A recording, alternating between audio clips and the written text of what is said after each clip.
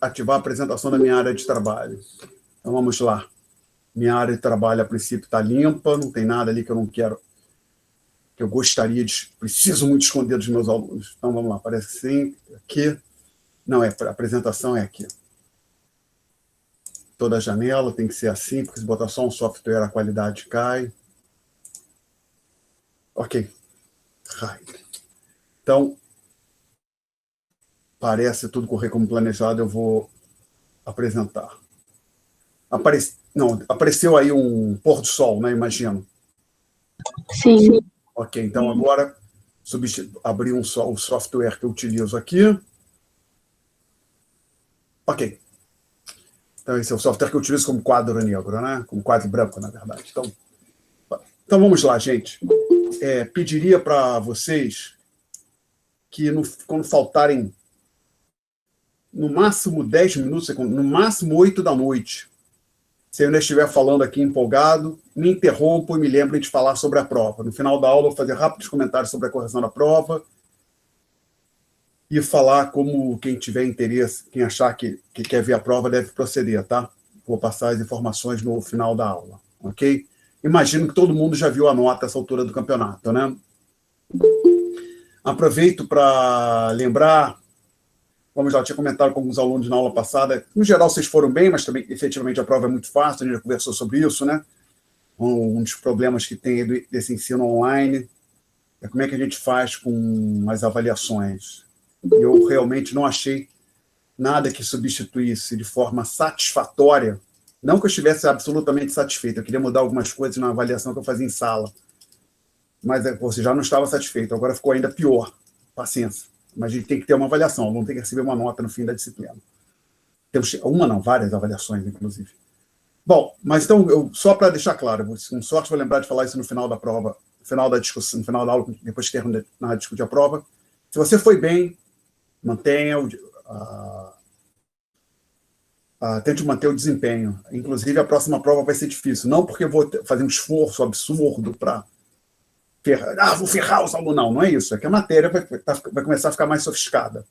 Agora, na primeira prova, você vai cair no conceito. O que é PIB, multiplicador monetário, algumas contas simples. Agora, nós vamos ter alguns modelos econômicos. Coisas simples, alguns gráficos, mas vai mexer, deslocar uma curva para a direita, aí vai ter que explicar o que aconteceu, blá, blá, blá. Vai ficar um pouco mais complicado. Tá? Bom, então eu estou dizendo isso.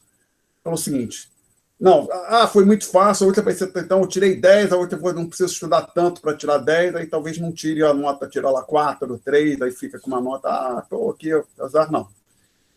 Não deixe isso acontecer, tente manter o foco e continue estudando de forma regular. Bom, isso era o que tinha para falar sobre a prova. Então, vamos começar a matéria, que a gente precisa andar com isso. E, antes de falar da matéria propriamente, a gente precisa da matéria, eu lembrei de fazer 2 comentários sobre aquela discussão que nós tivemos sobre o ambiente de negócio, aquele questão de doing business e por que isso é importante para a atividade econômica, para que a atividade econômica ocorra, para que haja produção de bens, para que a renda das pessoas aumente, era esse o ponto central da discussão. E eu queria falar, acho que é bom a gente tentar ilustrar, colocar alguns exemplos, para tentar deixar isso um pouco mais interessante, né? Que às vezes você mostra um gráfico, mas se você conhece alguma história relacionada àquele gráfico, torna aquilo mais interessante, intelectualmente mais estimulante, apesar de ser um problema, algo que não é positivo para o Brasil. Eu fiz doutorado nos Estados Unidos, então morei vários anos lá, na verdade morei 6 anos. Então, eu vou fazer aqui a seguinte pergunta. Se alguém já morou fora, mas como vocês provavelmente não moraram como adultos, né? Então, só para vocês entenderem, vamos lá. A ideia aqui é o seguinte, o que eu estou querendo dizer aqui para os senhores? Eu cheguei lá nos Estados Unidos em final de agosto de 1995, com 3 malas de roupa, alguns dólares em espécie, não muita coisa, dólares bem mais em travel checks na cintura, com aquilo que chamam, aquelas bolsas que a gente coloca na cintura, alguns que no Brasil costumam chamar de porta-dólar, né? Aquilo que o turista gosta de usar, às vezes para viagem também, colocar passaporte, documento. Documento de identificação válido nos Estados Unidos, eu só tinha um passaporte, não tinha nenhum documento emitido nos Estados Unidos, evidentemente, era a primeira vez que eu ia aos Estados Unidos.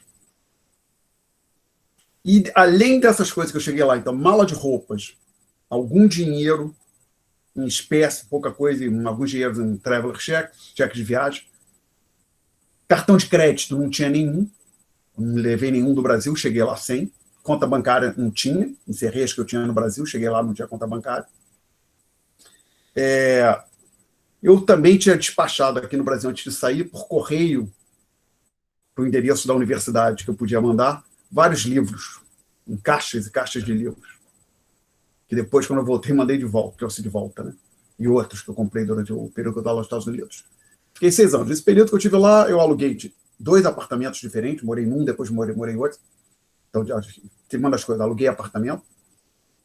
Tive automóvel, 2, tive um primeiro, esse primeiro parei no sinal, alguém veio por trás, bateu, destruiu a traseira do automóvel, e a seguradora do sujeito deu perda total, eu comprei um carro novo, então tive 2 automóveis, o segundo eu vendi, uma semana antes de ir embora. Então, aluguei automóvel, aluguei imóvel, comprei e vendi automóvel. Eu tive uma vida relativamente plena lá, né? Então, pergunto, tendo em vista essa descrição, quantas vezes vocês acham que eu tive que ir a um cartório durante o período, esses 6 anos que eu estive lá? Lembrando, eu cheguei lá só com passaporte. Documento válido nos Estados Unidos, eu não tinha nenhum. Então, tendo em vista, o quanto vocês acham quantas vezes eu tive que ir a um cartório? Eu vou dizer, o número foi baixo. 2. 3. 0. Nunca fui a um cartório. Assim, não era piada, não. Cheguei lá com isso. No dia seguinte que eu cheguei, acho que no dia seguinte, eu saí só com o passaporte, fui num banco, abri uma conta, depositei os traveler checks. Na mesma hora, peguei um cartão de débito, crédito demorei um pouquinho mais para conseguir. Tá, levei uns 2, 3 meses para ter meu primeiro cartão de crédito. Mas depois que tive o primeiro, teve vários, até uma hora assim, tô cheio de cartão de crédito sem taxa anual e cancelei. Mas, então, assim, cartório eu nunca precisei ir. O mais próximo que teve, assim, de questões de cartório foi lidar com a compra e venda do automóvel, que simplesmente é muito diferente do que é aqui no Brasil, tenho a impressão. Fui pessoalmente numa unidade do estado, onde se registram os automóveis. A gente assinou um documento de compra e venda ali na presença do funcionário e a transação foi liquidada. Pouca fila. Foi realmente bem simples. E realmente a escala da burocracia é muito menor nos Estados Unidos comparativamente ao Brasil. E isso faz diferença no dia a dia de uma pessoa, evidentemente, e no caso das empresas faz muita diferença. Muita diferença. Porque o que acontece é o seguinte, uma empresa que está lidando num ambiente com uma situação burocrática, está operando num ambiente burocrático, uma das coisas é que ela tem que ela tem que alocar recursos para lidar com a burocracia. O que é isso que a gente está dizendo? A gente tem que montar um departamento, vários contadores e advogados para lidar com as normas legais, com as exigências. Isso tudo custa recurso. E, por caso de uma empresa brasileira que tiver pretensão de exportar, ela se torna menos competitiva, né? E, no caso de uma empresa que não vai exportar, a capacidade dela de fornecer produtos a um preço mais baixo no Brasil, evidentemente, é reduzida. A outra coisa que eu não tinha notado, eu lembrei de uma terceira que eu queria falar. Recentemente, estamos em 2021. Em 2020 teve eleição municipal, né? E um pouco antes, não sei se foi em 2019, o então prefeito Marcelo Crivella queria expropriar, confiscar a linha amarela. Não sei se vocês lembram dessa discussão. Lembram? que basicamente a linha amarela estava sendo operada por uma empresa, e na prática o Marcelo Crivella, assim, pelo que eu me lembro, me corrija se eu estiver errado, a Milena disse que lembra, se a minha memória não falha, inclusive tem um caso que um dia funcionários da prefeitura foram lá, ocuparam o posto de pedágio, não teve isso? Ou eu estou inventando? Teve, né? Agora a gente vai pensar, isso é uma coisa séria. Porque, por exemplo, a maneira da prefeitura... acho que você quiser maior barraco, sim, triste, foi isso, Milena. A maneira, por exemplo, da prefeitura conseguir se apropriar de algo, dizer que tomar lá, entrar na justiça, pedir, olha, isso não é correto, tem que ficar sobre a minha gestão, e não simplesmente ir lá, meio que na força bruta, pegar.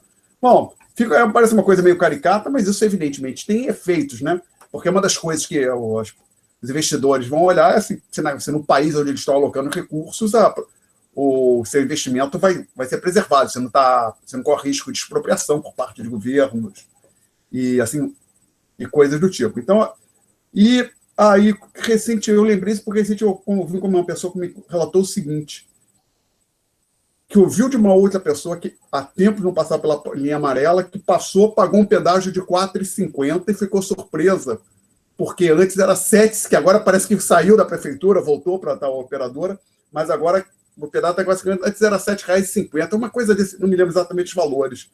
E parece que tem uma decisão judicial dizendo, não, esse pedágio estava muito caro, você baixa.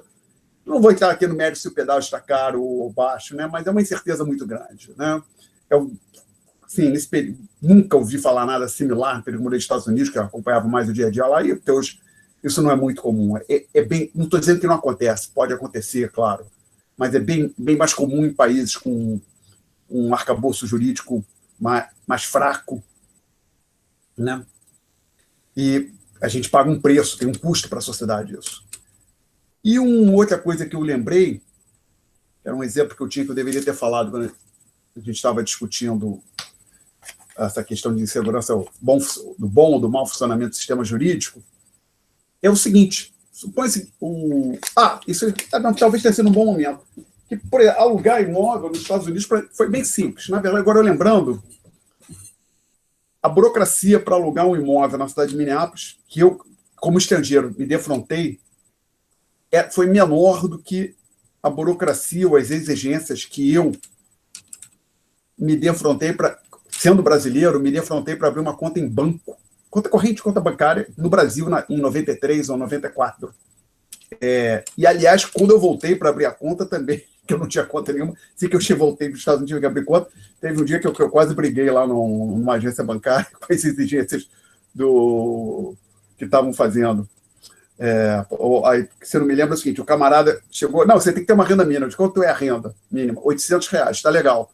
Aí eu voltei, fui no empregador, por favor, me dá uma declaração dizendo que eu ganho pelo menos R$800. Tá bom. Aí o cara, a renda dele excede R$800. Aí eu fui lá e entreguei aqui. Não, mas eu preciso saber qual é a sua renda exata para poder te dar a conta. Não, eu reclamei lá, o cara falou com alguém, aí me deixou abrir a conta. Então, assim, a burocracia era mais simples, mas uma das coisas que tinha lá nos Estados Unidos, evidentemente, ao contrário daqui, que havendo não pagamento, é muito mais fácil para o proprietário efetuar aquilo que nós chamamos do aluguel, né? Fazer retirar o inquilino do imóvel, né? Bem mais simples do que no Brasil. Bom, mas qual é a consequência que isso pode ter também? Vamos pensar. Não existe, como diz, o economista chamou de graça. Não, então vamos dar uma proteção para os inquilinos, para fazer difícil, tornar difícil que a pessoa tenha que se deixar uma conta de falta de pagamento. O problema que acontece é que, então, os proprietários, que na hora de alugar, vão pedir várias garantias. A figura do fiador, nunca ouvi falar, para alugar imóvel, né? Nunca ouvi falar disso nos Estados Unidos. Não sei se em algum local existe essa figura, mas não era comum. E tem aquilo, possivelmente, alguns senhores já ouviram falar do seguro-fiança para locação, né? Já ouviram falar disso? O seguro-fiança simplesmente funciona. Na hora que o contrato de aluguel vai ser pago, simplesmente ou o proprietário ou o inquilino contrata um seguro, procura uma seguradora, contrata um seguro no qual se ele tiver algum problema, não puder pagar o aluguel, a seguradora vai ter que assumir o ônus. Então, na prática, a seguradora atua como um fiador, é isso. E isso é caro, encarece o aluguel, né?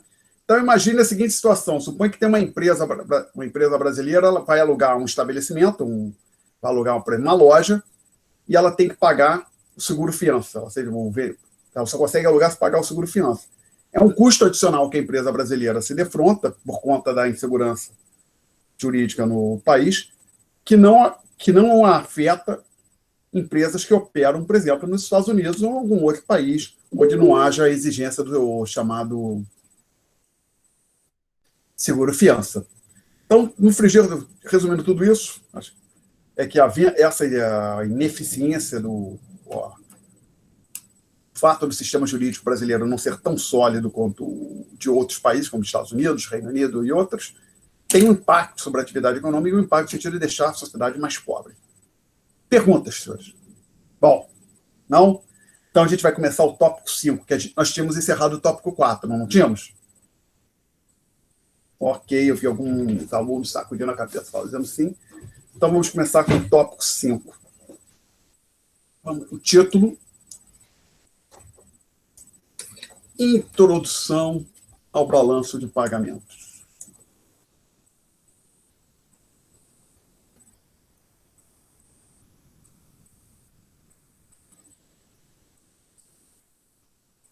BP é uma sigla comum, uma abreviação comum para balanço de pagamentos.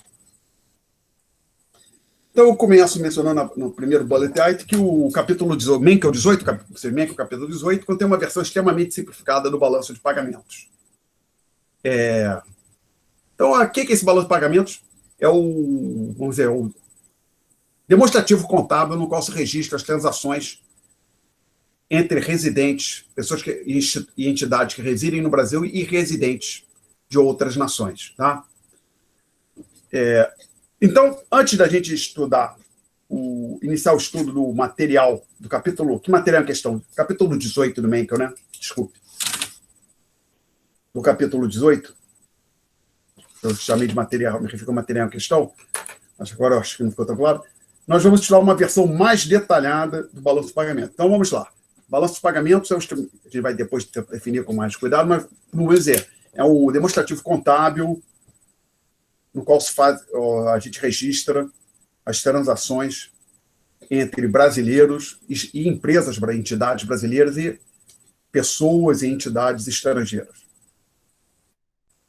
O material que tem no MENCO é muito sintético, particularmente para quem está fazendo um curso de relações internacionais. Então, a gente quer ver algo um pouco mais elaborado que tem no MENCO, é o que nós vamos fazer. Depois que a gente discutir essa versão mais completa, a gente passa para o material do MENCO. Então, no segundo bullet item, eu menciono que, de acordo com C1 Cisne, tem a referência na nota de pé de página, o balanço de pagamentos consiste no registro sistemático das transações entre residentes e não residentes de um país durante um determinado período de tempo. Por exemplo, um ano. O balanço de pagamentos do Brasil de 2014 idealmente teria registrado, lá teriam sido registradas todas as transações envolvendo brasileiros, empresas, entidades brasileiras com estrangeiros, empresas, entidades estrangeiras. Tá? Perguntas até aqui? Não? Bom, aí. Depois, então, eu menciono o seguinte, que a expressão pagamentos talvez não seja mais apropriada, pois transações como doações que não envolvem nenhum pagamento, simplesmente uma doação de alguma coisa. Por exemplo, teve um terremoto num país, aí o Brasil faz uma doação, manda cobertores e remédios para aquele país que sofreu o terremoto, não recebe nenhum dinheiro por isso. Isso vai ser registrado no balanço de pagamento, apesar de não haver um pagamento no sentido estrito. Tá? Segundo ponto, quem são os residentes? Os seguintes agentes são considerados residentes de um país. Pessoas físicas com residência fixa, inclusive estrangeiros no país. Então, por exemplo, você tem um senhor português que está há 40 anos aqui no Brasil, mesmo que ele não tenha cidadania brasileira, mas e trabalha, tem carteira assinada, ele é residente do Brasil. Tá? funcionários em serviço no exterior, ou seja, o embaixador brasileiro em Paris, um funcionário, um brasileiro que saiu do Brasil, funcionário do servidor público está lotado em Londres ou em Seul, capital da Coreia, ele é considerado residente do Brasil. Viajantes que estão temporariamente no exterior. Então, um brasileiro sai daqui e vai passar uma semana em Buenos Aires, ele é residente do Brasil durante aquela semana que ele está no Buenos Aires, desde que está em Buenos Aires. Pessoas jurídicas sediadas no Brasil, inclusive filiais sucursais de empresas estrangeiras. Então, a Volkswagen do Brasil é residente do Brasil. Tá? Para fim de valor pagamento, é tratado como uma instituição, organização brasileira. Perguntas até aqui, gente? Não? Então, vamos em frente. A penúltima página deste documento contém a estrutura geral do balanço de pagamentos. Versão BPM6. Ups, o que é isso, versão? É que muda. Tinha BPM5, aí antes teve outras. Isso vai... a gente muda os critérios, aí muda a estrutura. Então, eu trouxe aqui a chamada versão BPM6, que é a última. Então, olhando na penúltima página do PDF, tem lá uma página com o título Estrutura Geral do Balanço de Pagamentos. Então, o que a gente tem?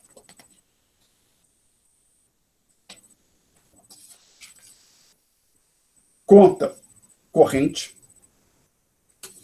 Então, vamos colocar aqui. Peraí, né? Vamos lá. Eu ia começar a escrever aqui, não faz sentido. Desculpe, gente. Só um minutinho. O que eu quero fazer? Eu quero abrir isso aqui. Tá? RI. PDF no website. Notas. Esse é o tópico 5. Ao invés de eu sair escrevendo no quadro, né? Perdão. É mais fácil fazer isso aqui.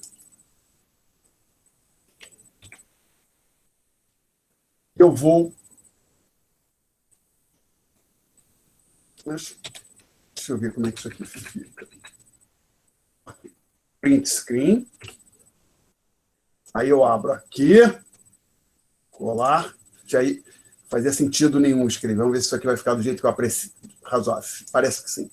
Vamos ver se eu vou ter sucesso aqui. Ctrl C.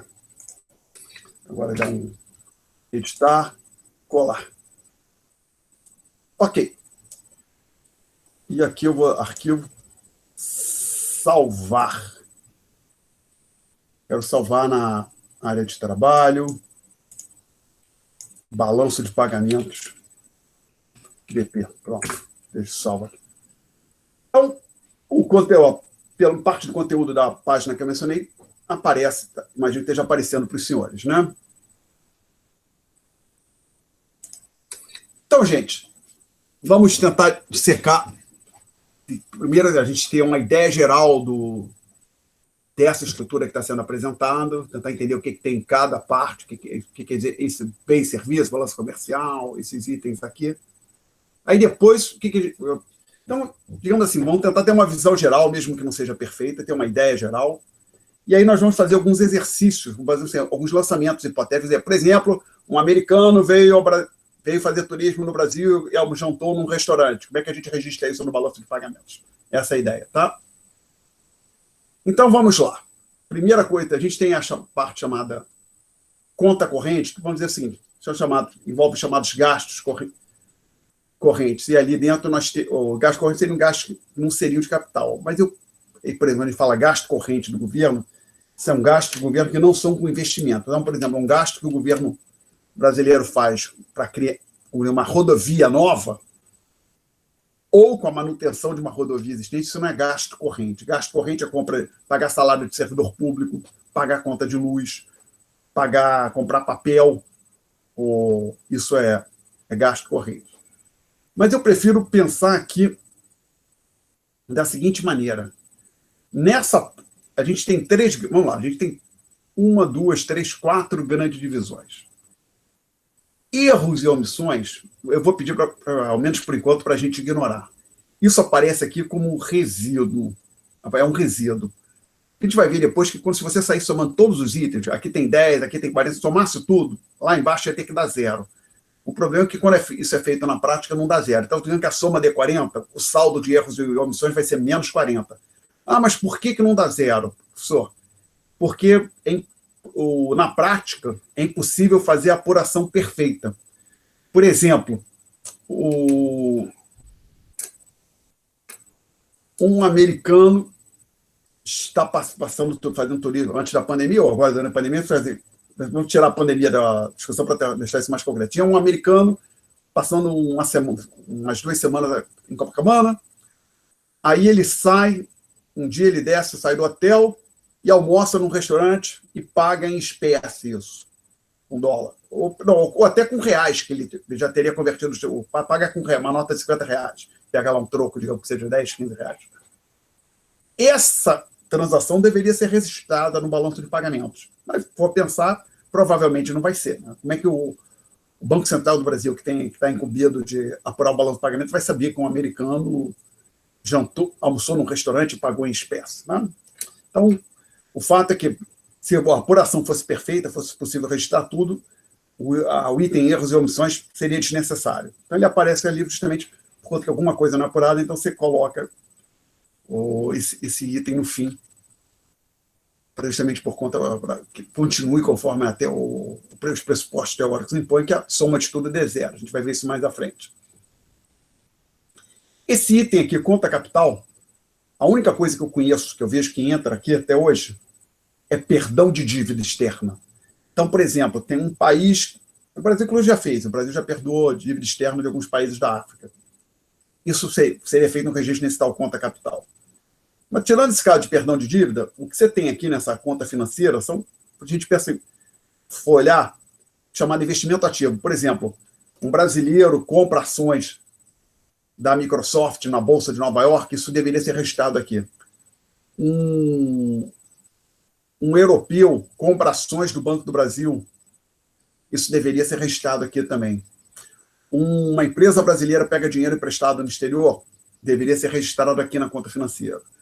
Um brasileiro que tinha uma dívida, uma empresa brasileira que tinha uma dívida no exterior, faz um pagamento, deveria ser registrado aqui também. Tá? Então, aqui, se for pensar nessa conta financeira, você registra essencialmente variações de ativos e passivos. Pode pensar numa empresa como tem os itens de passivo e ativo, variações naqueles itens que envolvam transações com o exterior seriam registrados na conta financeira. E aqui você tem gastos com bens e serviços, e a gente vai ver depois rendas, salários, lucros, juros, tá? Então, basicamente, na prática, se você ignorar temporariamente esse pedacinho aqui, esse pedaço, você tem aqui transações com bens, serviços e rendas, salários, lucros, juros, e aqui variações de ativos e passivos, aquisições de ações, aquisições de imóveis, vendas de imóveis, e assim vai. Tá? Perguntas até aqui, gente? Então, vamos agora discutir cada um desses tópicos aqui. Bens e serviços. Eles se quebram em 2 pedaços. Perdão, antes de eu começar, tem um comentário que eu não coloquei aqui embaixo. No PDF aparece lá embaixo. 2 observações. Primeiro, estrutura consistente com Balance of Payments and International Investment Position Manual, BPM-6. É um documento que eu achei que estipula como isso deve ser, o balanço de pagamento deve ser registrado, tá? E eu dei uma estudada e cheguei à conclusão que essa era a melhor maneira de apresentar isso para os alunos. Inclusive, num curso de economia, que é 5º período, eu apresentei esse mesmo material. Tá? Mas por quê? Eu pegou num livro. Por exemplo, livro em português, o último que eu lembro, que eu acho bom, é o Simons e Cisney, que eu mencionei, eles ainda têm o BPM, é um livro de 2009, edição de 2009, ainda tem a versão 5, ao invés da 6. Então, eu vi qual era a versão 6, 5 do Simons e Cisney, e olhei quais eram os critérios atuais, e com base na versão 5 e 6, não, na verdade, não foi Simons e 6, não. Eu olhei também conforme mencionar o 2, mas eu tinha o Simons e Cisney na minha cabeça, certamente. Uma estrutura que está disponível no website do Banco Central e que eu tenho os dados na última página, na página seguinte do PDF, tá? e também que aparece no Manual de Economia Internacional do Paul Krugman e do Maurício Obstfeld, cujo nome é Economia Internacional. Então, dê uma olhada naqueles materiais, esse material, dê uma olhada também nesse texto, Balance of Payments International Investment Position Manual, e bolei, então, cheguei a essa estrutura que está sendo apresentada para os senhores. Tá? Bom, então, dito isso, vamos olhar. Balança comercial é aquilo que a gente ouve falar toda hora. Há um saldo do Brasil na balança comercial, mas aqui tem um ponto importante. Então, temos as exportações e as importações, mas apenas de bens. Então, batata, cebola, café. Se vem um computador de fora, entra como importação. Tá? Então, essa balança comercial envolve tão somente bens que têm existência física. Perguntas até aqui? Não? Ok. Balança de serviços. Aí envolve viagens, transporte. Por exemplo, um brasileiro viaja ao exterior, ele vai, por exemplo, para Buenos Aires, se ele for num voo da Gol, nada é registrado no balanço que pagou a empresa brasileira, né? No balanço pagamento. Se ele comprar passagem de uma empresa aérea argentina, aí seria registrado no balanço de pagamentos. Tá? No item viagens. Ou transportes. Não, seria viagem de indivíduos, né? Transporte é mercadoria. Então, o custo, o frete de mercadoria que um país está exportando ou importando, parece registrado aqui. Aluguel de equipamentos, tá? Dependendo.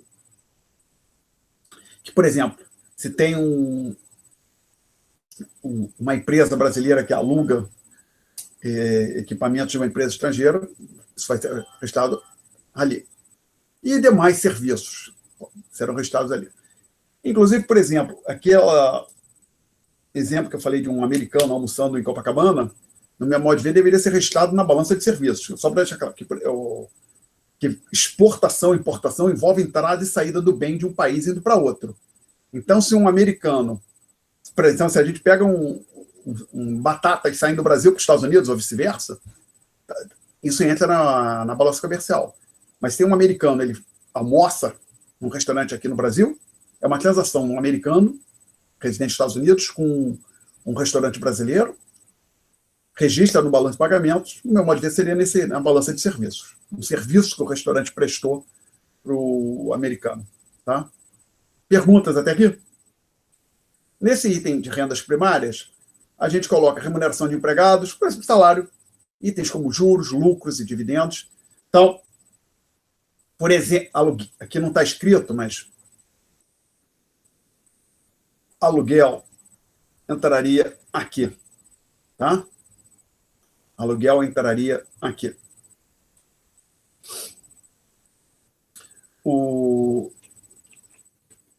Exemplos. Uma empresa brasileira contratou um empregado estrangeiro. Por exemplo, tem um argentino que todo dia cruza a fronteira, uma cidadezinha na fronteira Brasil-Argentina, e trabalha no Brasil e recebe seu salário mensalmente. Isso deveria aparecer no bom pagamento, remuneração de empregados. Juros, por exemplo, uma empresa brasileira pega dinheiro emprestado no exterior, ou então um banco brasileiro empresta dinheiro para uma empresa estrangeira, enquanto ela paga os juros do empréstimo, isso registra aqui, nessas rendas primárias. Um brasileiro é proprietário de um imóvel no exterior, o imóvel está alugado, ele recebe aluguel, isso é registrado nessas rendas primárias. Perguntas até aqui, gente? Bom, então, rendas secundárias, transferências unilaterais correntes, a gente vai ver com um exemplo, isso aí é uma contrapartida para doações. Depois a gente vai... o que é essa contrapartida? Vocês já viram isso no curso de contabilidade. A gente fala, tem um débito e a contrapartida é um crédito.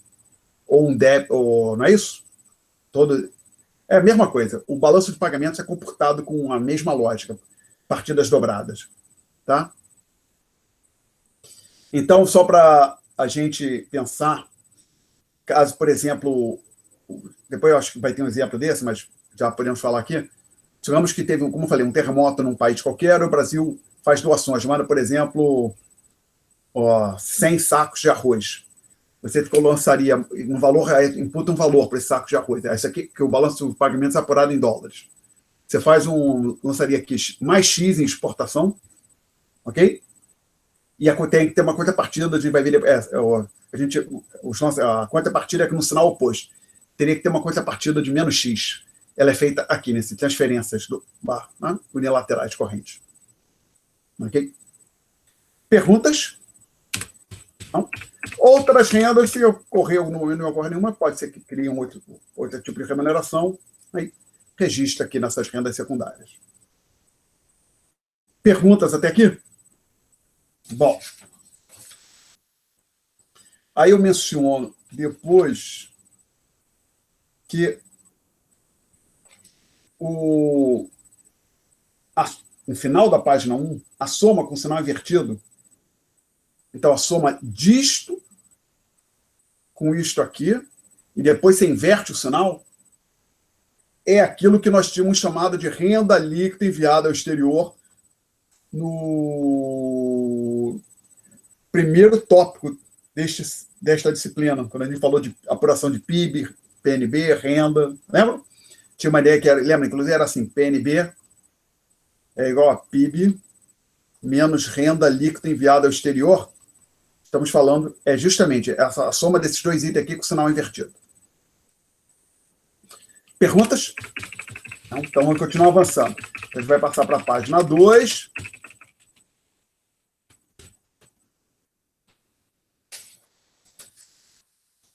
Aí eu digo, lembra que no tópico 4 que está errado. Era tópico 4 quando eu discutia 3 outros antes, que eu cortar algumas coisas que esse período é mais curto. No tópico 1, nós discutimos a expressão PNB igual a PIB menos RLE, que eu tinha colocado no 4, né? Então, eu digo, a conta capital, como eu falei, ela é registrada para perdão de dívidas, transferências de capital. O exemplo, eu lembro que eu tinha lido isso quando eu estava vendo. O que registra aqui? Por exemplo, um brasileiro, ele sai do Brasil, vai morar permanentemente fora do Brasil. Ou alguém que estava, um estrangeiro, vem para o Brasil de forma definitiva e traz com ele alguns ativos. Por exemplo, moeda em espécie, seja dólar, euro. Isso é registrado nessa conta capital também, chamada transferência de capital, devido a pessoa indo de um lado para o outro trazendo recursos com ela. Okay? Perguntas até aqui? E só já a gente chegou a falar rapidamente. Então, aqui nessa conta financeira, por exemplo, compra e venda de imóveis, compra e venda de ações, empréstimos, quitação de empréstimo, operações desse tipo levam a registros nessa parte aqui, no item chamado conta financeira. Bom, segunda bolotinha, a primeira bullet item da página 2. O balanço de pagamentos é contabilizado através do sistema de partidas dobradas. E créditos são lançados com sinal positivo, dos débitos com sinal negativo. Tá? Então, pensa assim, está entrando dinheiro no caixa de uma empresa, lembra-se que está no ativo, né, a chamada conta caixa, vocês ouviram falar, não teve que falar de conta caixa. Então, alguém pagou uma refeição no restaurante espécie, uma nota de R$50, deu uma nota, conta caixa aumenta R$50. Aqui a gente faz um lançamento com sinal negativo, seria menos R$50. Tá? Bom, aí a gente vai fazer agora, que tem aqui na página, começando na página 2 e avançando até no final da página, no começo da página 3, 7 operações hipotéticas para a gente entender como é que as transações são registradas no balanço de pagamento. Tá? Bom, o que eu gosto de fazer aqui? Eu tenho na minha cabeça, para me ajudar a entender o que vai se passar, um lançamento hipotético de referência. É hipotético mesmo, porque não acontece no mundo real. Mas com esse lançamento, se for esse lançamento, o que eu seria? Sabendo esse, eu consigo lidar com os outros. Eu procedo assim. Evidentemente, se eu lidasse com balanço de pagamentos no meu dia a dia, possivelmente eu teria muito mais fluência, destreza para lidar com este instrumento. Né? Normalmente eu só lido com esse instrumento quando dou aula, ou seja, 1, 2, 3 vezes num semestre, quando tem uma disciplina que envolva o balanço de pagamentos. Tá? Então, eu gosto desse lançamento hipotético aqui. O BCB, Banco Central do Brasil, então, é fantasioso, né? Mas tudo bem, para fins que a gente precisa, ele ajuda. Exporta café. Ah, mas o Banco Central do Brasil não exporta café. Faz conta que ele exporta. No valor de $1. E recebe o pagamento em espécie. Eu preciso registrar isso no balanço de pagamentos. Então, é o seguinte, quando a gente exportou alguma coisa, um bem, tem um lançamento com sinal positivo de exportação. No caso aqui, na conta de exportação, é $1, então tem um lançamento assim, mais um aqui, ok? E precisa ter a contrapartida de -1. Então, como eu estou dizendo que ele recebe em espécie, recebeu uma nota de $1, o lançamento seria nesse que eu chamo outros ativos de reserva. Por quê? Aí tem um truque. Aqui são os ativos do Banco Central, diz respeito a operações do Banco Central, ok? Principalmente. Então, o chamado ouro monetário é o ouro em poder do Banco Central. Tá? Ou, não necessariamente que o Banco Central tenha o ouro, ou somente tenha ouro em espécie. Para quem não sabe, se alguém faz investimento em ouro, normalmente não quer dizer que a pessoa pega uma barra de ouro e leva para casa, que deixa o ouro em custódia, que se você tira da custódia, ele perde valor. Já viram falar disso? Oi? Não, espera. Não, Já, sim ou não, Milena? Desculpe. não, nunca tinha ouvido Não, falar. não, é que na verdade assim, que o ponto é que quando eu falo investimento, a pessoa comprou ouro, né? Investiu, comprou um ouro, normalmente não quer dizer que ela pega um pedaço, dependendo do valor, uma barra, uma coisa bem cara, mas ela fica com um registro de que ela é proprietária de ouro, mas o ouro propriamente dito não sai, a pessoa não leva para casa, para outro lugar, porque se aí não sei exatamente como é que funciona esse mercado, porque o problema, na hora que você tira o ouro da custódia, da guarda, das entidades autorizadas a operar com ouro, esse ouro já perde valor, que tem a chance de adulteração, né? Tá certo? Então, basicamente, depois a pessoa tira o ouro. Ela leva para cá, não tem nada. Depois vai levar o ouro de volta. Quem for receber vai querer checar se o ouro, ou a qualidade daquele ouro, se não tem uma mistura, alguma coisa desse tipo. Tá? Então, realmente, o chamado ouro monetário, inclusive, pode envolver, não necessariamente envolve barras de ouro em poder do Banco Central. Tá? Pode ser que o Banco Central tenha ouro que tenha ouro custodiado com instituições do exterior, por exemplo. Direito especial de saque é uma possibilidade de levantar recursos junto ao FMI, assim como a chamada posição de reserva do FMI. Aí tem esses dois tipos, eu não sei, agora não me lembro exatamente a diferença, mas basicamente então, a possibilidade do país levantar recursos junto ao FMI. E outros ativos de reserva. Então, por exemplo, o Banco Central pode ter moeda, pode ter dólar, pode ter euro, pode ter dinheiro depositado, por exemplo, talvez tenha uma conta com dinheiro, recursos do Banco Central num banco em Nova York ou Londres. Ele pode ter títulos da dívida pública japonesa, títulos da dívida pública americana, pode também ter ações, cotas de fundos de investimento, pode ter os chamados derivativos, que são ativos associados a um outro ativo, por exemplo, futuro de dólar, futuro de ouro, e outros ativos que o Banco Central vem a ter. Tá? Mas então o fato é que, olhando para essa operação hipotética que eu falei, é que simplesmente tem um ingresso de $1 na caixa, que seria o caixa do Banco Central, entre aspas. Então tem um -1 aqui como contrapartida daquele +1 na exportação. Estou falando dessa operação hipotética no qual o Banco Central vendeu $1, equivalente a $1 de café para o exterior. Ok? Então aqui tem uma posição interessante. Dinheiro, para a gente convém lembrar, entrou dólar na conta do Banco Central, a gente faz o lançamento com sinal negativo. Então, o Banco Central acumulou ativos, que a moeda do dólar é um ativo, a gente lança isso com sinal negativo. Ok? Perguntas até aqui? Bom, então... Professor, Oi. não entendi Não entendeu o quê? Desculpe.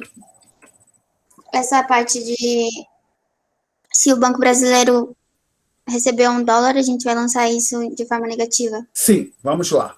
É convenção. Você pode simplesmente pensar o seguinte, ao invés de ter feito desse jeito que está feito aqui, poderia ter sido... deixa eu pensar aqui, não estou... Espera aí, deixa eu dar um arquivo. Não, não vou. Só ver uma coisa aqui, desculpe. Eu não quero perder isso aqui.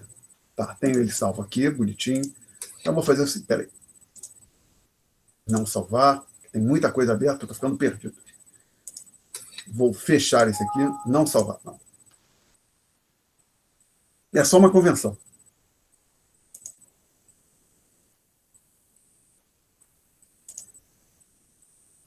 Por exemplo,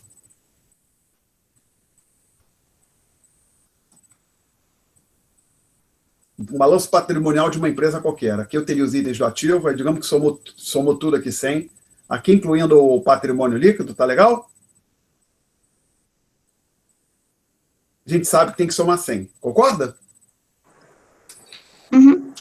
Suponha, eu não, isso é a maneira que isso é uma convenção, é a maneira que você está aprendendo no curso de contabilidade. A gente aprende. Suponho que de alguém, olha, eu não quero fazer assim, eu vou fazer assim. Vou lançar assim o ativo.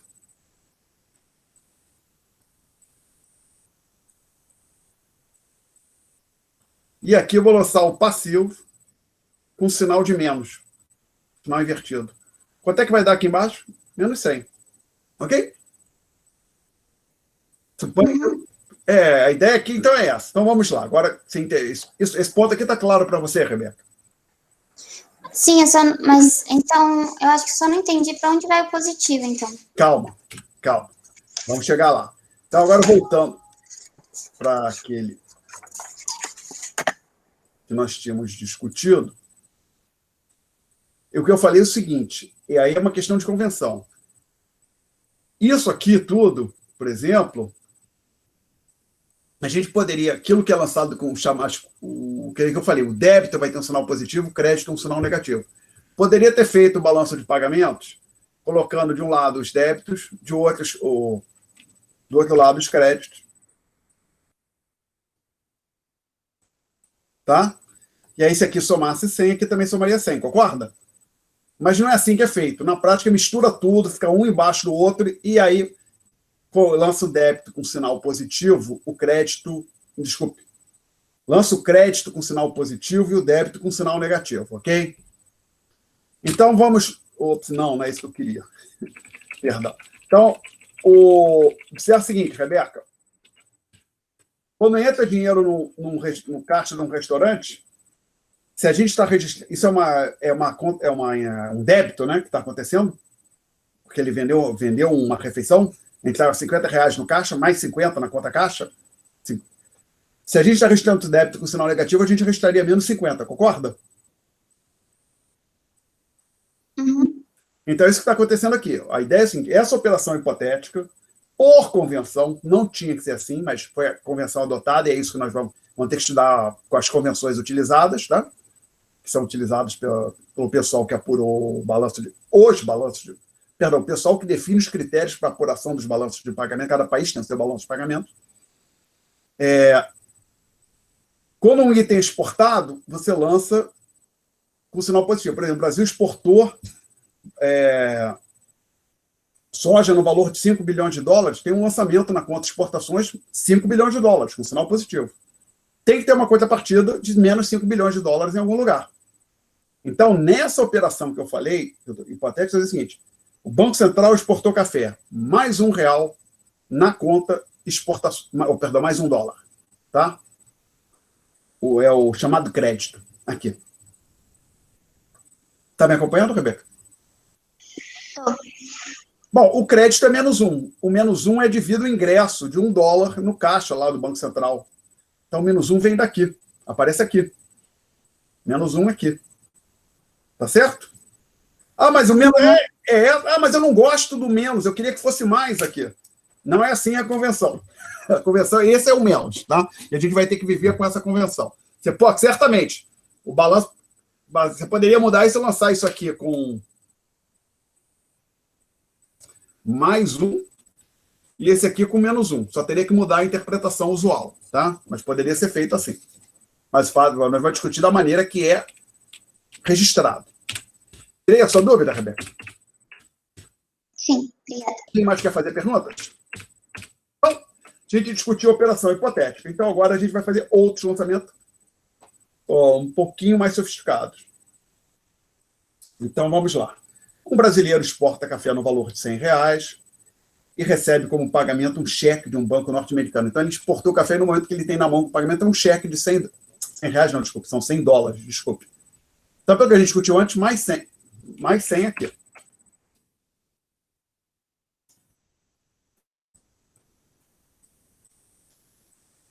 Ah, menos 100 aqui. Não, não, não. Não. Não. Não. Por que não? Porque aqui, meus caros, é só para como se fosse um banco central. Por exemplo, aqui, lançamento hipotético. Tá? O que aconteceu foi o seguinte. O brasileiro... Agora, o Brasil acumulou ativos. E aí a gente orientará, então, menos 100 aqui. Tá? Aí você pode pensar, o que estaria dentro desses investimentos ativos? Teria ações que brasileiros têm no exterior, saldo em contas bancárias, fundos de investimento no exterior, imóveis no exterior. Tudo isso estaria ali nesses investimentos ativos. Tá? Direito, para lembrar, no sítio ativo temos de contabilidade. Direitos e bens que os brasileiros possuem no exterior. Contas a receber de estrangeiros, né? Tá? Então, assim, então, na hora que os brasileiros acumulam ativos, você lança menos 100. No caso desse exercício específico. Ali. Tá. Depois, quando a gente vê o balanço de pagamentos do Brasil, na página seguinte, a gente vai ver como é que pode esses investimentos ativos podem ser detalhados. Que basicamente, se você for no site do Banco Central baixar os dados, você pode baixar umas planilhas de Excel, tem uma planilha de Excel com certo nível de detalhamento que tem, digamos, 50 linhas. Aí você baixa uma outra com muito mais detalhamento, vai ter 3.000 linhas. Aí lá no item exportações, separa café, por exemplo, você vai tem uma planilha mais sintética, onde você tem o valor total das exportações. Vai ter uma outra detalhada que aí vai ter café, soja, exportação de automóveis, por exemplo, e outras coisas, tá? Então, aqui a gente está colocando total, não estamos separando por tipo, imóveis, ações, não. Tá? Perguntas até aqui? Então, a primeira operação... Eu tenho pergunta. Fala, cadê? A diferença dessa de $1 para de $100 é que um é em espécie, o outro é cheque de banco? Por isso Não. que está em... Não. Se fosse o Banco Central exportando e recebendo cheque, entraria aqui nesse, possivelmente, demais ativos, menos 100. Tá? A diferença é que esse aqui, os chamados ativos de reserva, são das chamadas reservas internacionais do Banco Central. Tá legal? Tá. Ok? E o outro é um brasileiro qualquer. Inclusive empresas. Se fosse a Vale do Rio... não é só Vale, antes era Vale do Rio Doce, né? Petrobras, Bradesco, eles aparecem, a gente registra daqui para cima. Ok? Mais perguntas? Bom, então, agora vamos à segunda operação. O mesmo brasileiro utiliza os recursos acima para comprar ações da Microsoft.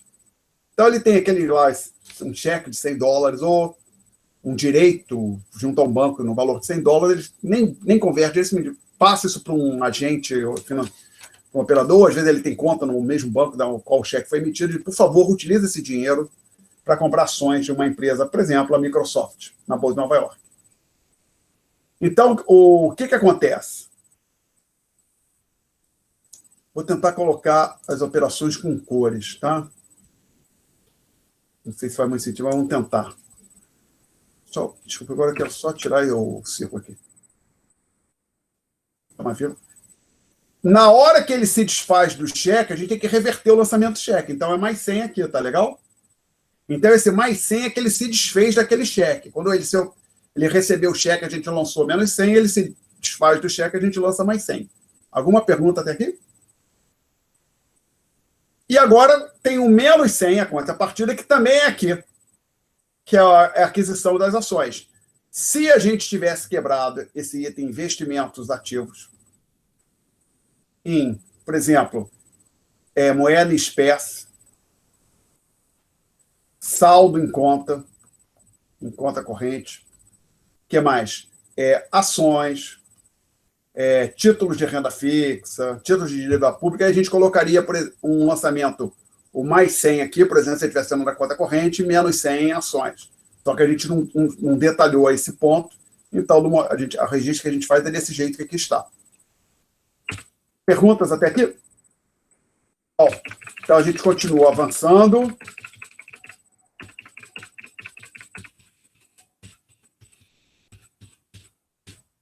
E aí, o próximo operação. Desculpa, aí depois do item 2, na nota de aula, tem um travessãozinho, ó. A conta investimento possui subitens que permitem registrar essa operação com maior precisão, ou seria com mais detalhes, ao invés de maior precisão, ficaria melhor, com mais detalhes. Era aquilo que eu acabei de apagar. O mesmo comentário vale para outras contas do balanço de pagamento. Você pode detalhar as exportações, detalhar as importações, e assim vai.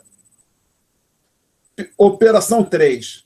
O governo do Reino Unido doa alimentos no valor de $40 para ajudar as vítimas de uma enchente. Então, em algum lugar no Brasil teve uma enchente e o governo do Reino Unido ou o governo de um outro país qualquer manda bens, por exemplo, cobertores, comida, ou seja lá o que for.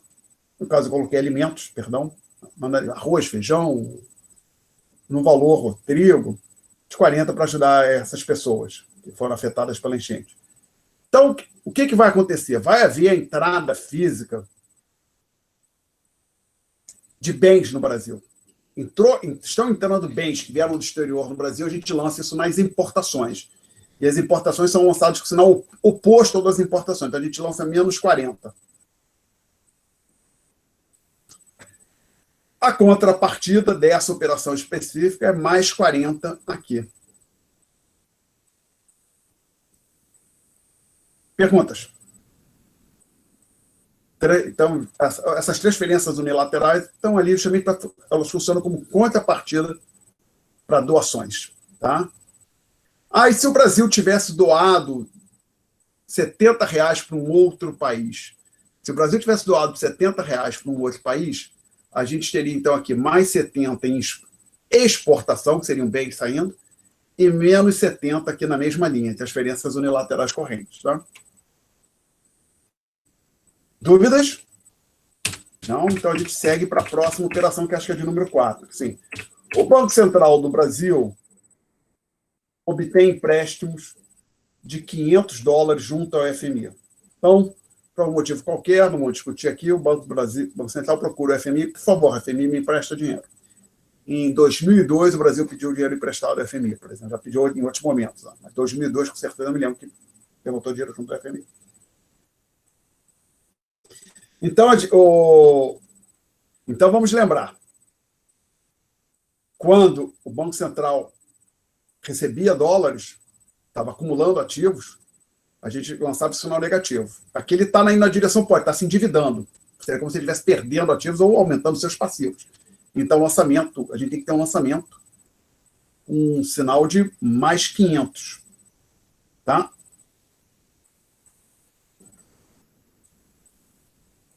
E são os investimentos passivos. Deixa eu trocar aqui a cor. Mais 500 aqui. Isso aqui ficou muito claro, né? Mais 500. Então, por exemplo, quando um brasileiro contrai empréstimo no exterior, a gente lança mais 500 naquele ponto. Porém, ele tem agora aumentou o dinheiro que ele pode sacar no FMI.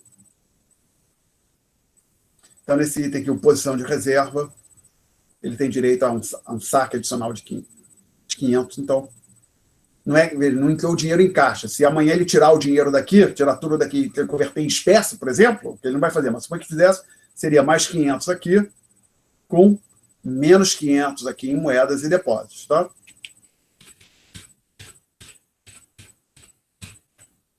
Perguntas? Então, agora, o Banco Central ele paga 50 dólares de juros. Então, esse empréstimo que ele contraiu, em algum momento, ele pagou 50 por 10% de juros em cima de 50 dólares. Então, a gente lança, é como sair esse dinheiro do caixa dele. Então, saída de dinheiro, entrada de dinheiro, lança com sinal negativo, saída de dinheiro, a gente lança com sinal positivo. Mais 50 nas reservas da autoridade monetária. E eu lançaria aqui outros ativos de reserva. Desculpe, trocar a cor mais uma vez. Vamos lá.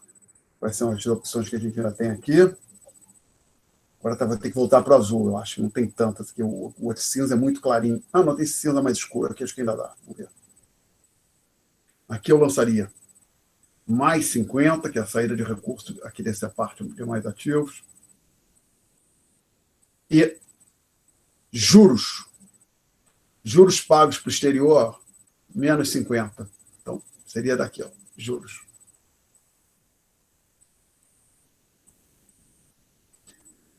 Rendas primárias, juros, isso. Perguntas? Tem mais, pelo menos mais uma operação. Acho que agora eu tenho que voltar para o azul, realmente. Não. Azul.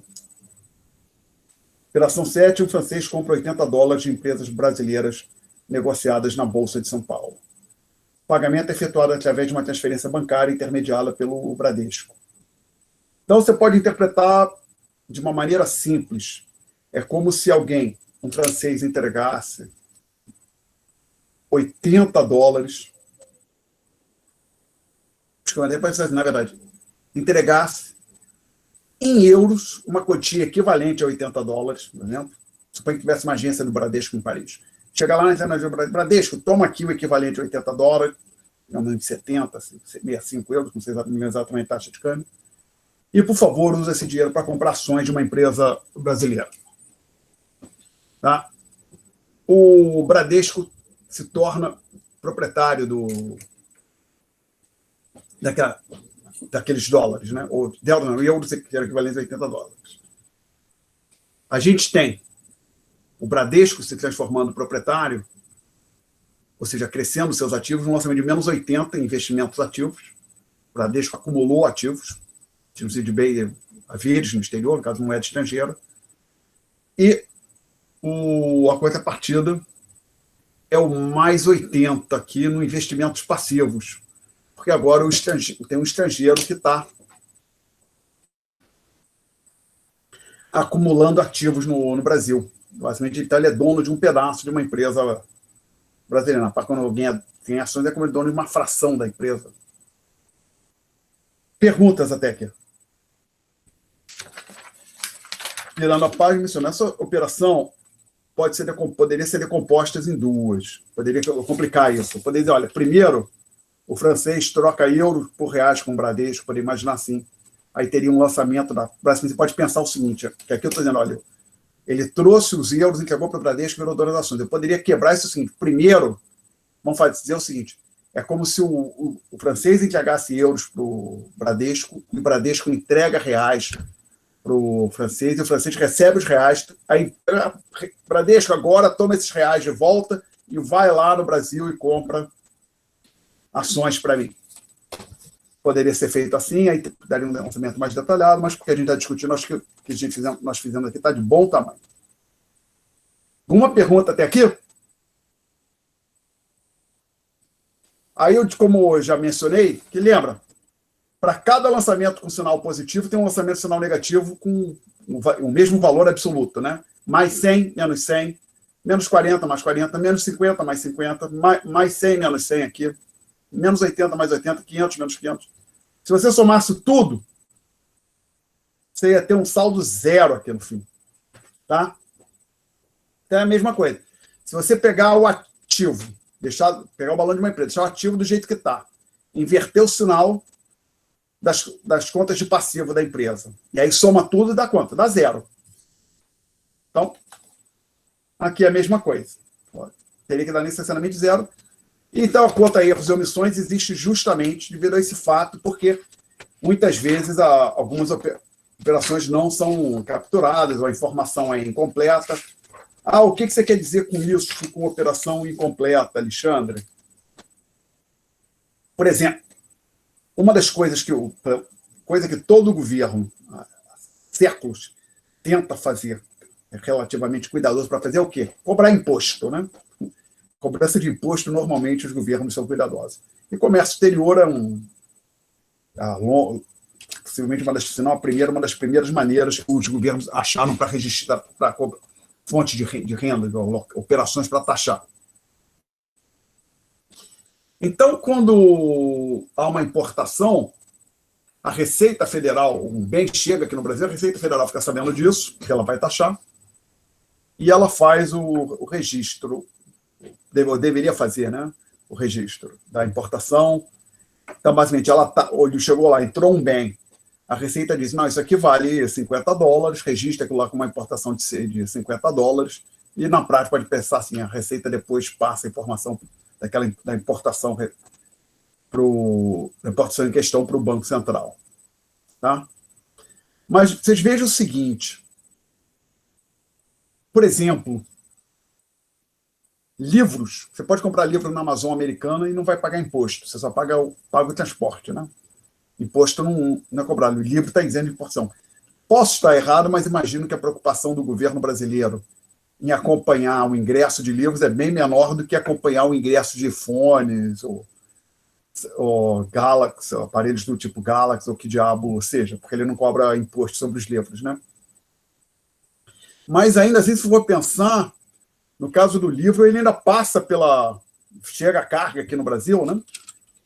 Então tem a entrada física, talvez a Receita registre, não sei o quão acurada ela vai fazer isso ou não. Mas, por exemplo, agora para quem tem aqueles leitores digitais, como Kindle, eu tenho um leitor Kindle, às vezes eu compro um livro no formato Kindle para o meu leitor na Amazon americana, eu imagino que essa informação não chegue completa para o Banco Central, porque eu uso o meu cartão de crédito. Então, eu posso estar errado, mas imagino que a administradora do cartão de crédito informe ao Banco Central as transações realizadas no exterior de todos os cartões, né? A administradora do meu cartão e dos outros cartões, né? Ela passa a informação para o Banco Central. Mas, possivelmente, o Banco Central vai receber aquela informação, olha, foi feito um pagamento para a Amazon, o que foi isso? Foi um livro que veio fisicamente para o Brasil? Ou então alguém tem mas tem um tal de Amazon... Não é Amazon Prime Transporte, é alugar vídeo na Amazon, não tem isso? Tem agora esse recurso, não tem?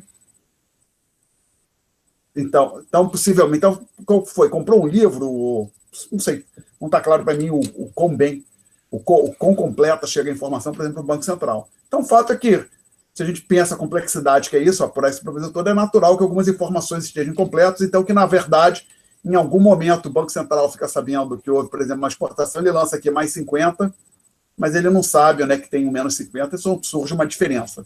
Então, a conta erros e omissões, ela justamente reside. Você soma tudo. Se você somou, deu 220, o saldo de erros e omissões vai ser menos 220. Perguntas? Não? Então, eu digo o seguinte, na próxima bolotinha. Ignore os erros e omissões ou assuma que os erros e omissões têm saldo zero. E temos, então, a importante igualdade. Agora, perdão, vou apagar de novo isso aqui, não quero fechar. Vou abrir isso aqui de novo, abrir com Sketchbook. O que eu digo que é uma importante igualdade é essa aqui. Alguém vai fazer pergunta? Acho que eu vi. Não. CCF igual a zero. O que eu digo isso aqui? SCC é isso aqui, é o saldo desse sujeito aqui. E o que eu chamei de CCF é isso aqui. Tá? Não, tudo soma zero. Não. Você pode ter, por exemplo, esse aqui somou 100. Como tudo vai somar zero, lembra? Eu estou ignorando dizendo que isso aqui é igual a zero. O saldo dele é zero. Quanto é que vai ter que ser isso aqui? Menos 100. Então, a soma desses dois tem que dar CCF mais SCC, saldo em conta corrente, mais saldo de conta capital e conta financeira, eles têm que dar zero. Ok? Perguntas? Não?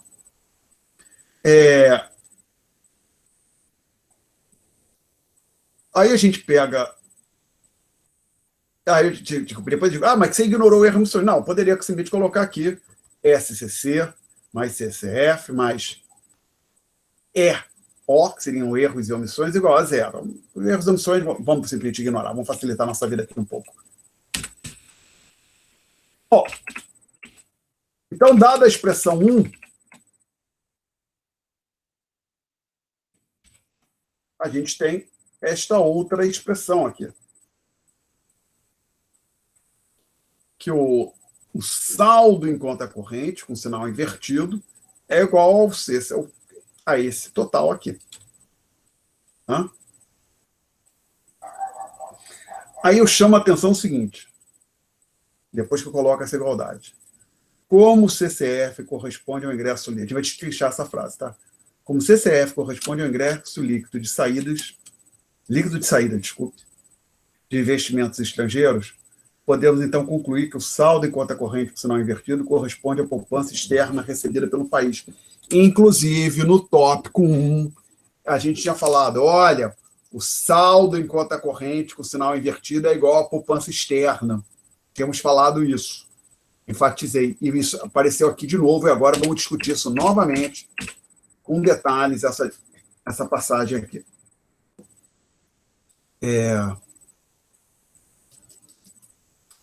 Vamos pensar, então, aqui o seguinte.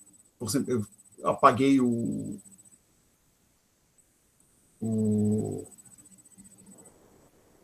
as contas que nós tínhamos, aquele que eu fui botando várias coisas, aquela pressão, mas seria bom que tivesse, mas também não vai ser o fim 1, talvez até seja melhor assim.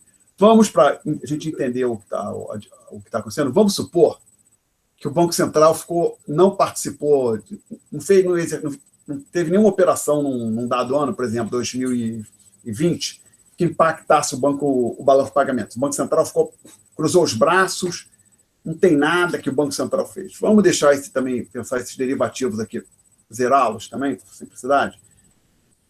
E a gente, após o balanço de pagamento ser apurado, a gente concluiu que lembra, investimento ativo que os brasileiros vinham acumulando. Então, isso aqui deu menos 400, tá? E que este outro aqui deu, por exemplo, 500.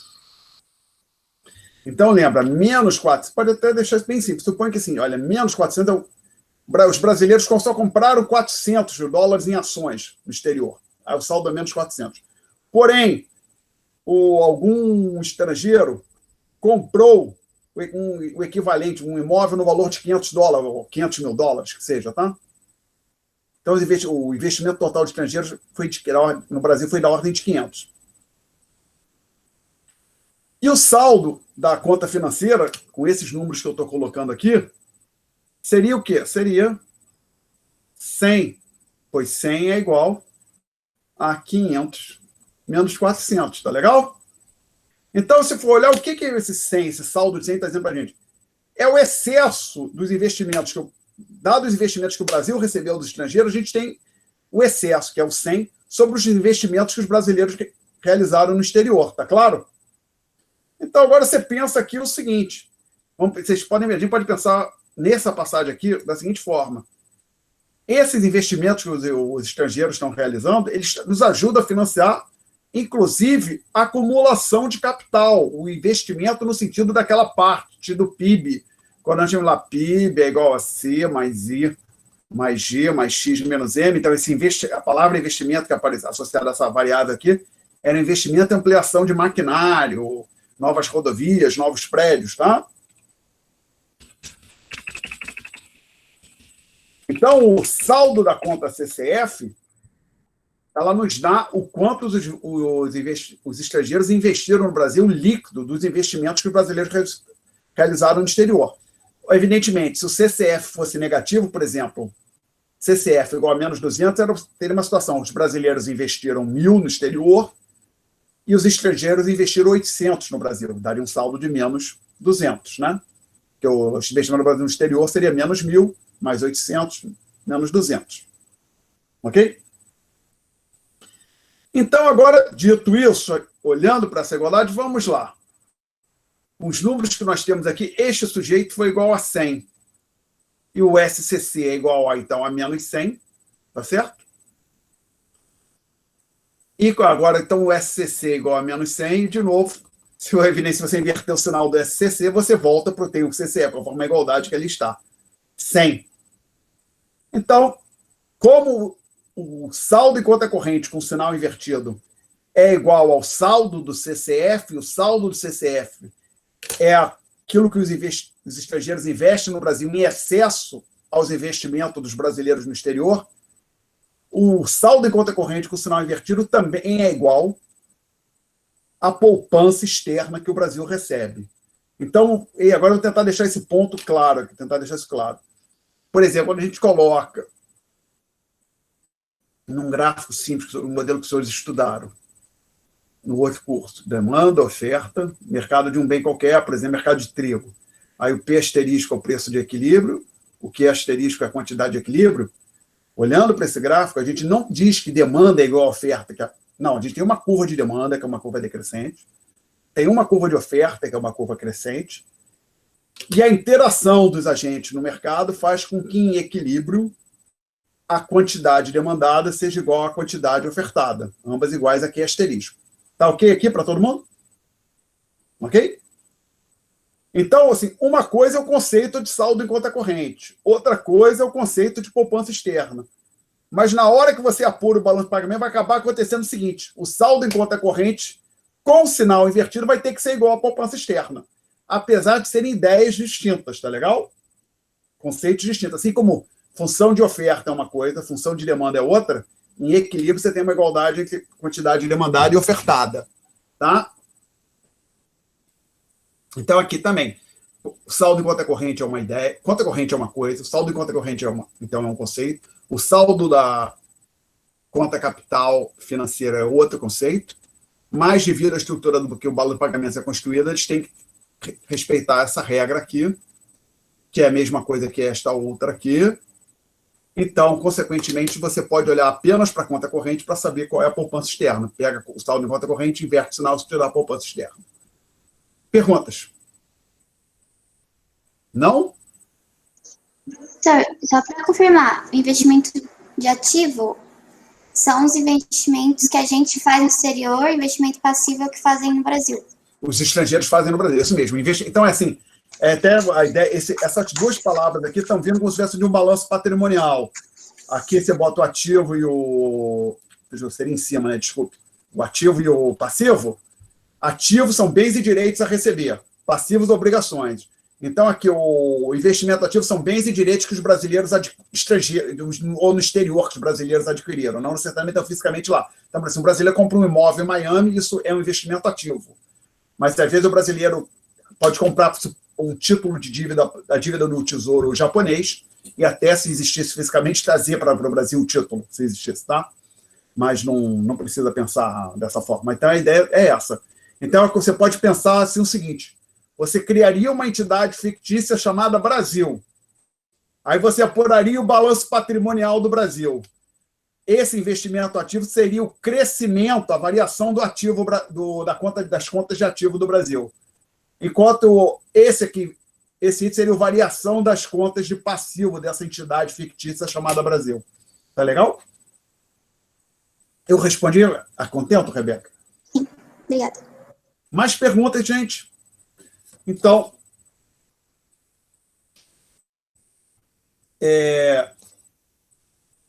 agora, nossa, ficou um caos isso aqui. Vamos ver se eu consigo criar um espaçozinho aqui. Tá feio isso. Nossa, algumas coisas eu posso apagar. Vamos lá. Apagar isso aqui.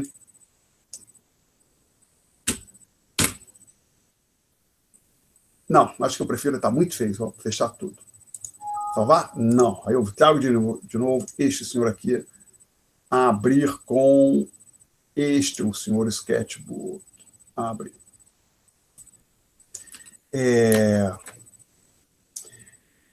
Então, depois que eu coloco a igualdade menos menos SCC igual a CCF, né? Eu menciono o seguinte. Não, desculpa, vem a frase que a gente já discutiu. Aí eu menciono, lembre-se que no tópico 4, perdão, aqui é tópico 1, né? Que tinha, desculpa por isso, tinham 3 outros tópicos antes, na versão, quando o curso era presencial, no plano que era mais longo, né? Esse período letivo é mais curto, me cortou 3 tópicos, tive que cortar 3 tópicos no começo da disciplina. Nós concluímos que a poupança externa é igual a. A gente tinha falado que era isso aqui, a poupança externa, lá naquele tópico. Eu acho que até o seguinte, não é tão complicado para mim achar aqui. Vamos lá, tópico 1. Vamos lá, cadê Alexandre? Traz aqui, os alunos estão aguardando. Corre, Alexandre. Aqui. Tópico 1 das notas de aula. A gente está falando disso aqui, ó.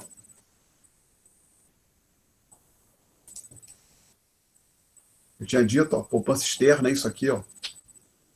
E tinha falado também isso aqui, ó. Temos feito essa discussão, e então esse ponto voltou a aparecer aqui para nós.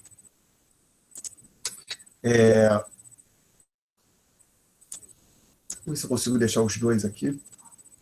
Não, desculpa, isso é o que está escrito nas notas de aula também, não é isso? Sim, SCC, só que a ordem está assim, X menos L menos RL é igual a SCC, só que aqui é a ordem lá. Tem aqui nas notas de aula SCC igual a X menos M menos RLE, e que a poupança externa era igual a esse sujeito aqui. Ok. Tá? Perguntas até aqui? Então, eu digo o seguinte.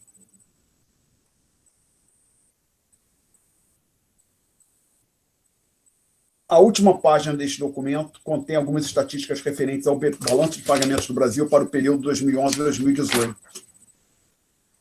E tem mais algumas coisas para a gente discutir aqui. A aula acaba 8h10, não é isso? Então, gente, a gente vai parar aqui a discussão na matéria. Alguém quer tirar dúvidas?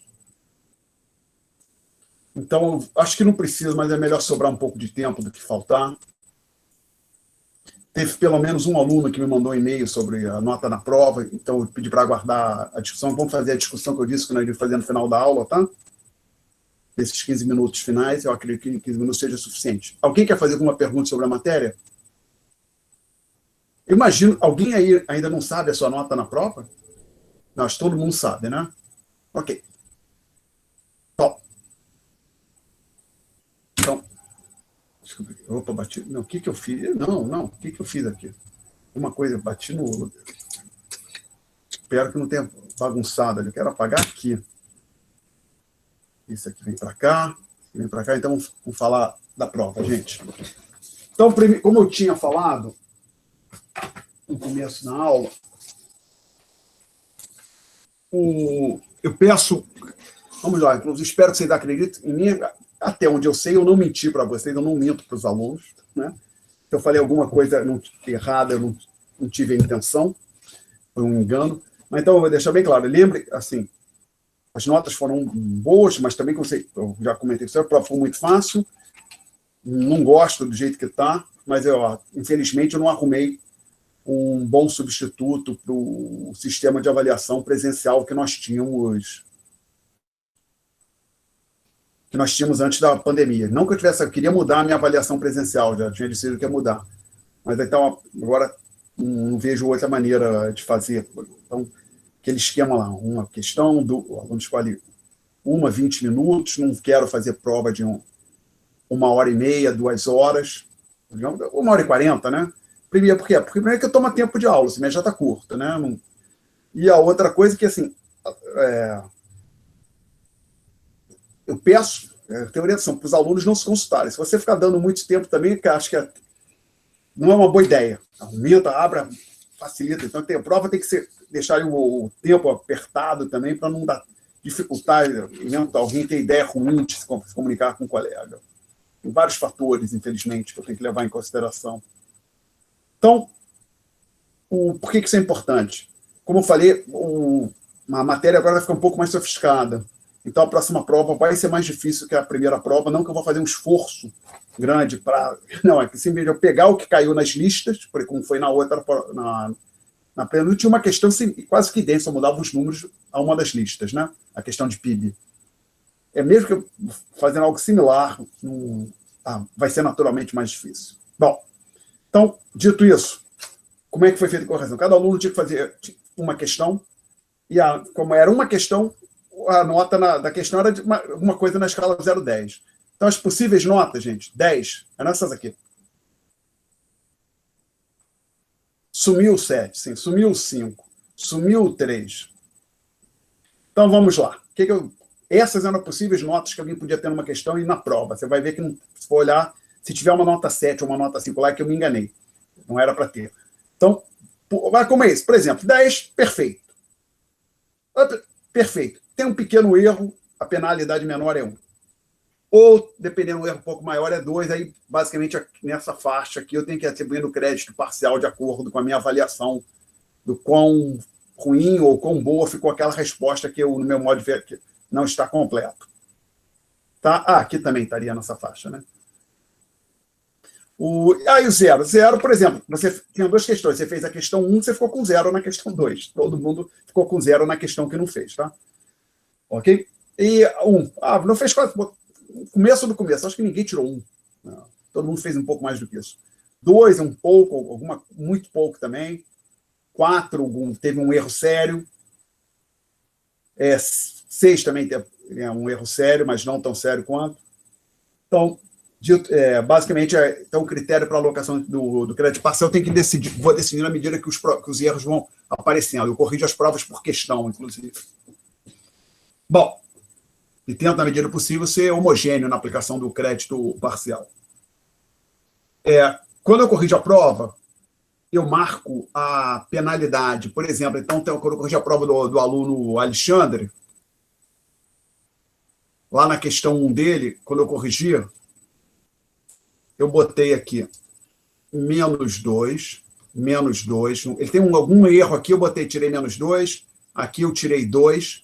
Aí, a nota dele lá em cima tem que aparecer um 6 de nota para ele, tá? Aqui eu marco as perdas no corpo e lá em cima eu coloco a nota. Então, se alguém pedir, pessoal, depois eu digo como é que faz para ver a prova, tá, gente? Peço que aguarde um pouco.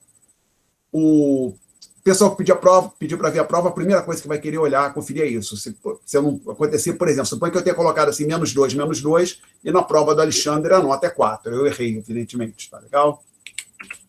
Perguntas até aqui, gente? Bom, outra coisa. Às vezes, no que eu estou corrigindo, acontece isso. Qual o problema aqui? Era para ser nota 7, mas eu disse que eu eliminei o 7, hein? Não tem 7 aqui. Então, o Alexandre tira a sorte grande, ele fica com 8, mas aí eu deixo um comentário aqui, FG. O que quer dizer FG? Fui generoso. Tá? Mas por que não? É só para minha referência, que às vezes não é tão óbvio. Aqui é óbvio o que aconteceu. Mas às vezes eu estou corrigindo uma prova e não necessariamente eu identifiquei um erro. Ops, não é tudo isso que você quer pagar. Eu estou corrigindo a prova do senhor Alexandre, aí identifico um erro relativamente sério. Olha, o Alexandre, por isso era aproximadamente metade da questão que tem que ir embora. Metade eu não dou, ele vai ficar com 6 ou com 4. Tudo bem, ele vai perder 4, mas eu quero deixar claro, anotar aqui para me lembrar que quando eu estava corrigindo a prova do Alexandre, se houver um pedido de revisão, que nesse momento aqui eu fiquei na dúvida se eu ia tirar 4 pontos ou tirar 6 pontos, e eu fui generoso com ele. Então, ele ficou com nota 6 já, tá? Então, então a sigla FG é um lembrete para mim, caso haja um pedido de revisão depois, tá? Perguntas até aqui? Então, são comentários. Fala aí. Professor? Vou falar, questão 1. Não, é que eu estava com uma dúvida.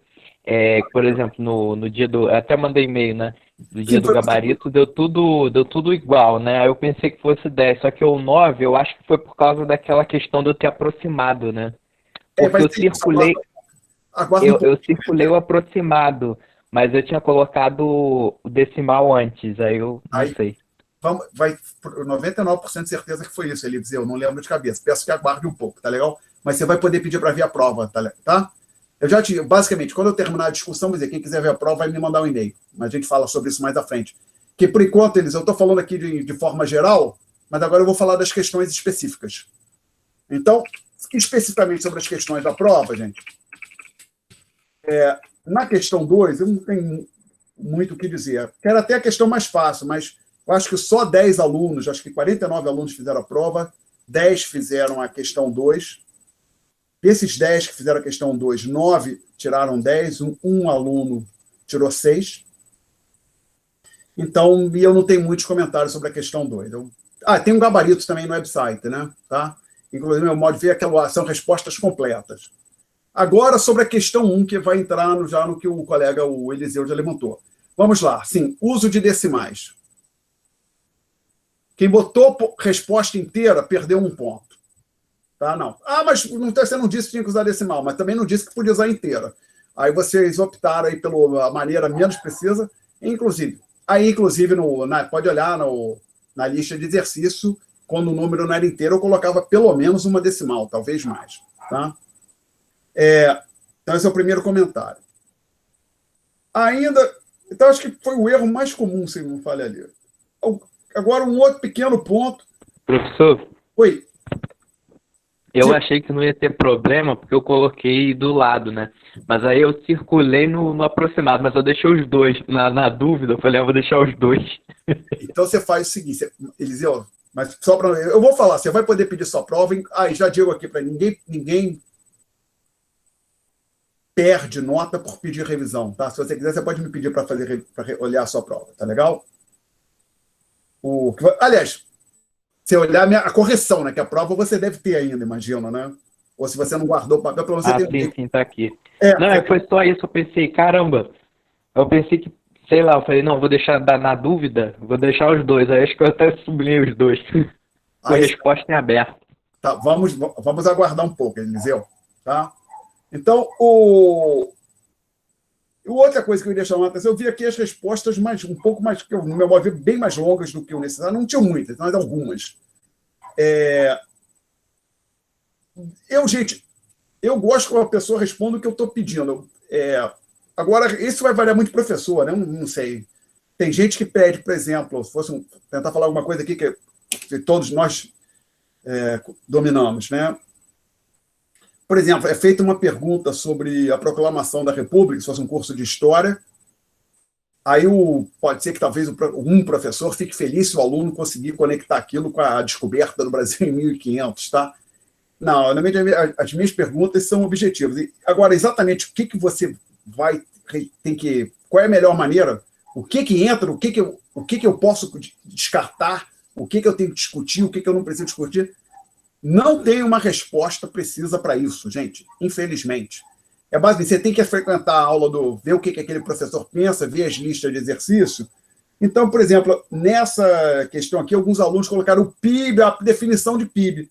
Essa era só uma questão para ver se o aluno sabe fazer a conta. É a lógica da questão. Era uma questão só para ver se o aluno sabe que ela consegue pegar uma tabela, conforme tinha com alguns números, e a partir daquela tabelinha, apurar o PIB. Não estava pedindo para o aluno explicitar a definição de PIB, a definição de deflator, nada. Era só se ele conseguia fazer os cálculos associados para obter as variáveis, ou os valores que foram solicitados. Tá? No meu modo... Então, assim, outro comentário sobre essa questão ficou um pouco mais longo que o necessário, no meu modo de ver, de algumas respostas, mas, no geral, a pessoa não perde ponto por isso. Tá? Bom, dito isso, vamos lá. Para quem quiser então, ver a prova... não, quero pedir revisão. Peraí. Primeiro, você pede para ver a prova, depois você vê se vai pedir revisão, né? Aí, como, inclusive, isso vai para o YouTube, quem tiver alguma dúvida, vai poder com o PPM pedir a prova, consultar, inclusive, olhando o vídeo no YouTube. Então, vamos lá. Quem quiser ver a prova, basta me mandar um e-mail, mas, por favor, quiser ver a prova corrigida, evidentemente, né, gente? Com a minha correção. Quiser ver a correção, me manda um e-mail até as 23h59 de amanhã. Ok? Todo mundo guardou a informação? Quem quer ver a prova? No caso, Eliseu, acho que quer. Então, Eliseu, por favor, me mande um e-mail dizendo, professor, por favor, deixa eu ver a prova corrigida. até as 23h59 da manhã. Tá bom. Tá, vou mandar sim. É porque eu realmente não sabia dessa informação do decimal. Eu fiquei na dúvida na hora, aí eu acabei deixando em aberto. Tá. E como aí você recebe a sua prova, dá uma olhada se você achar que eu cometi um engano, como eu fiz esses comentários aqui, acho que alguém escreveu alguma coisa no chat. Não, obrigado pela pergunta, Ana Clara. Aquele lá eu não olho, só vou olhar de novo agora na P2. Manda o e-mail para cá.